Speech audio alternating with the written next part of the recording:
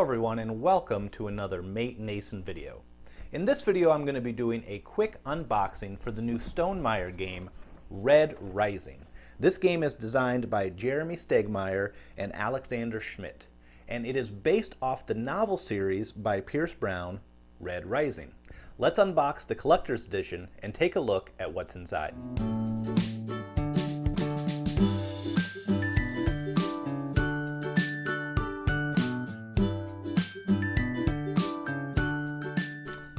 So here we have the Red Rising box.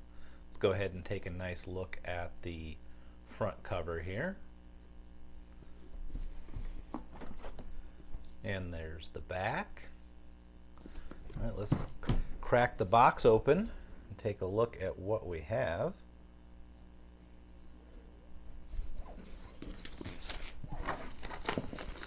Been waiting for this for a long time, finally got it, and then I was busy for the last couple days and didn't have a chance to actually open it. So again, let's take a look at the cover there without the cellophane on it. God, it is beautiful. I just love these colors. This is of course the collector's edition of the box. There's the back of the box there. I just like the gold foil on it a lot, and again, just these colors, absolutely beautiful. Open it up here. So we've got the rule book here.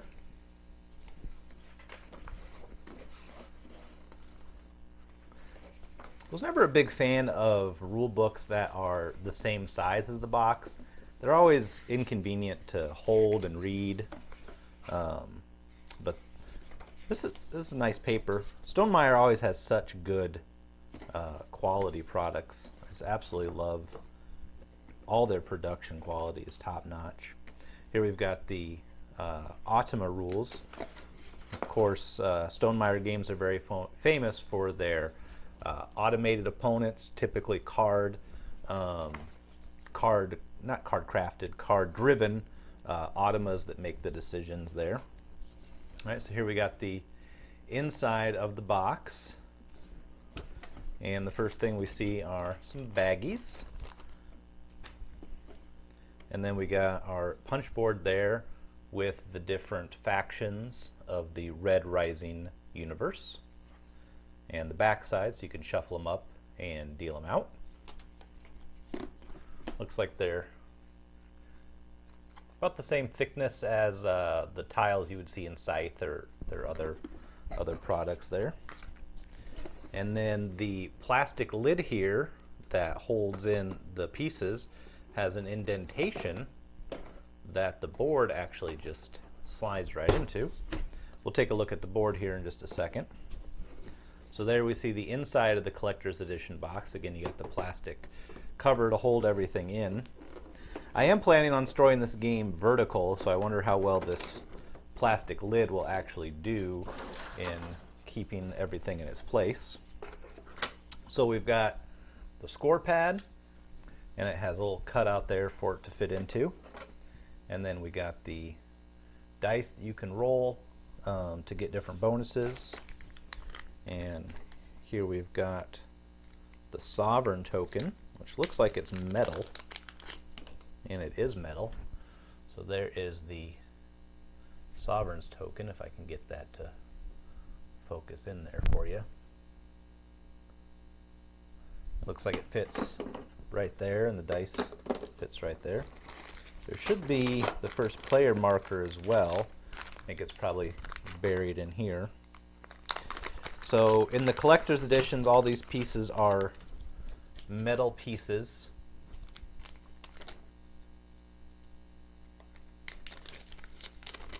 So here's the different metal pieces you have there. Turn that light off, see if that helps focus a little better there. Nice big chunky pieces like that. And all the pieces fit in these different spots there. And there's the first player token. Good thing it's metal. I'm dropping it all over the place here. And that fits right in there. So we've got all the different player faction colors here. Right there. some of the colors, like this gold and bronze, it's a 6-player game, but judging the metal pieces here, let's grab some more of these gold ones. Again, I'm not sure how well this is picking it up, but there's the gold and there's the bronze. Pretty similar in color. I mean, the gold is a little more lustrous, it's a little shinier. The bronze is a bit duller, but pretty similar actually. I could see getting confused on whose is who at time. Then we've got our helium crystals right there, and they go inside this container. This is actually pretty cheap feeling, but it'll work.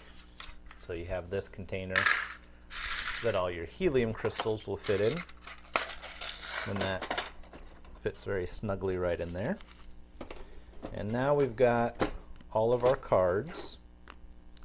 And again, if you like to sleeve your cards, they are not going to fit in here too sleeved. I mean, I guess you could split them up between the two piles. That would probably work if you were going to sleeve them, I guess, because you won't need to keep these baggies in here since they'll all be in their spot. So I bet you could actually sleeve them now that I think about it. So we've got all these different cards, if I can find the little thing you rip to bust them open here. I like these tarot size cards. So many games have these miniature cards that can be just so frustrating to shuffle and deal with that I kind of wish games would make larger cards if possible. So we've got, these are probably different Automa cards. So here's our rules reference cards to give each player. And then here are the different cards you're going to be, of course, purchasing, putting in your hand, and then playing for all the actions. Take a look at some of the art we have on these.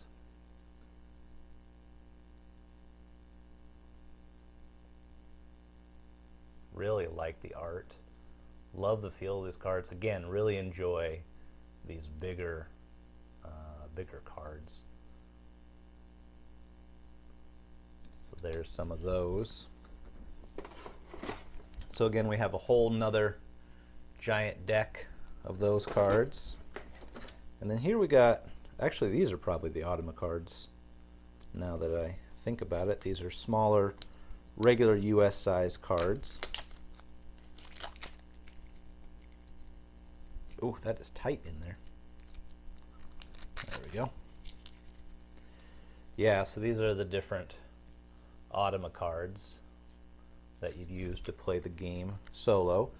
And they have a nice little spot right there that they'll fit in. And then the big cards will fit in these right there. Let's go ahead and take a look at the board. Very thin, very small. I guess you actually don't need much room on this board for what the game is. I was not expecting a board this tiny, to be honest. It does have some gorgeous art on the back of it there. Sad you won't get to see that as you're playing the game. But this board is definitely not very big. Here's those tarot size cards. You can kind of see in comparison how big the board is to that. So the board's really not anything to write home about, but again, this is a card game, so the board is superfluous, not really that important. And then in the collector's edition, we have the card holders that you set down. Let's go ahead and put some cards in it. So cards fit in there pretty good. Looks like 4 cards fit easily in there with you able to see all of their different faces, but of course you could, looks like you could fit easily 3 cards in here, fit and thickness wise, without any issue. So that's nice. And so there you have it. There is Red Rising. Kind of put everything back in its home. You can watch me put it all away here.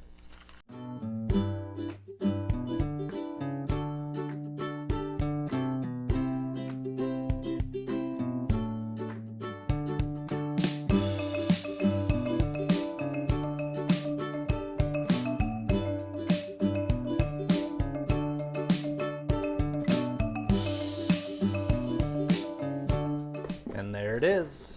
There is Red Rising. Give you another shot here of what it looks like with everything back inside the box with the board, and then the rules, and finally this beautiful cover art of Red Rising. Hope you enjoyed that. All right, and there you have it. I hope you all enjoyed that unboxing for Red Rising, the collector's edition. If you did, go ahead and give me a like and subscribe for any future unboxings, how to play videos, or top 10 lists. And as always, thanks for watching.